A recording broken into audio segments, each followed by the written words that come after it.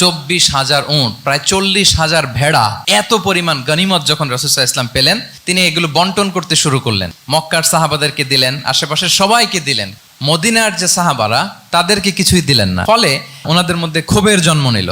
ক্ষোভ থেকে ওনারা সমালোচনা করতে আরম্ভ করলেন আল্লাহ রাসূল সাল্লাল্লাহু আলাইহি ওয়াসাল্লামের। এবং সমালোচনা করতে করতে এটা এমন পর্যায়ে চলে গেল, এক পর্যায়ে তারা বলতে আরম্ভ করলো যে আমরা ওনার জন্য জান দিলাম, জীবন দিলাম, আজকে উনি এত সম্পদ পেয়ে সব নিজ এলাকার লোকদের মাঝে বন্টন করে দিল, এটা কি ঠিক করলো উনি? রাসূল সাল্লাল্লাহু আলাইহি ওয়াসাল্লাম ওনাদেরকে দিতে বাধ্য ছিলেন, এটা যেহেতু দেন নাই, আল্লাহ তার রাসূলকে ক্ষমা করুক, এরকম একটা কথা তারা বলে ফেললেন। এটা তো অনেক বড় কথা। আল্লাহ রাসূল সাল্লাল্লাহু আলাইহি ওয়া আলিহি ওয়াসাল্লাম যখন এই কথা শুনলেন, তিনি সবাইকে ডেকে বললেন, ইয়া মাআশারাল আনসার, যে ওহে আনসাররা, আমি কি তোমাদেরকে পথভ্রষ্ট পাইনি, পথহারা পাইনি? আমার ওসিলায় তোমরা হেদায়েতের দেখা পেয়েছো। আমি কি তোমাদেরকে নিঃস্ব পাইনি?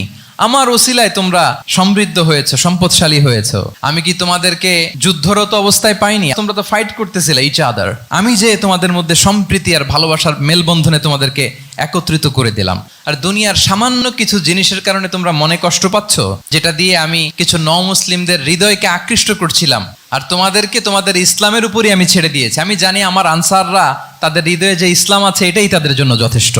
তোমরা কি এতে খুশি হবে না? মানুষ উট আর ভেড়া নিয়ে তাদের এলাকায় ফিরবে, আর তোমরা আল্লাহর রাসূলকে নিয়ে তোমাদের এলাকায় ফিরবে।